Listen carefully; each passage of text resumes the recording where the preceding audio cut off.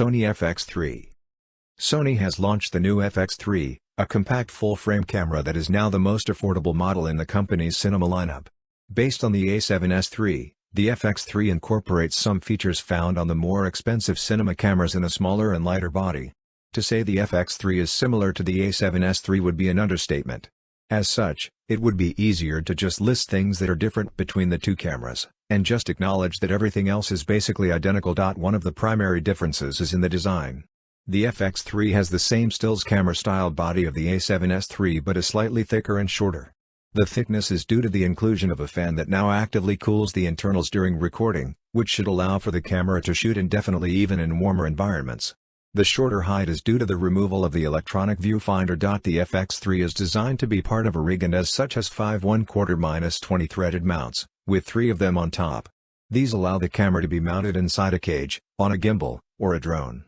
Sony has made several changes to the design compared to the A7S III, including having a dedicated backlit record button on top, a top-mounted joystick, a zoom control around the shutter button, tally lights on the front and back, sliding power switch, and shortcut buttons optimized for video workflow. The FX3 comes with a top handle as part of the package. The top handle includes an audio interface similar to the Sony XLR Cam minus a built-in microphone.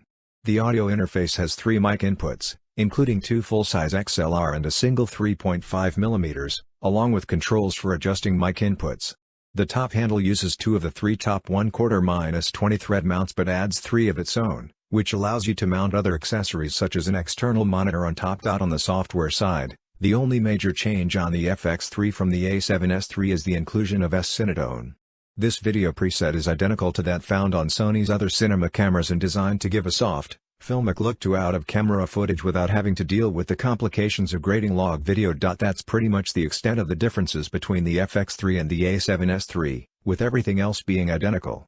As for the price, the FX3 is priced at $3,900, $400 more than the A7S III. Considering the A7S III is already plenty video-focused, the FX3 feels like a bit of an odd product in Sony's camera lineup.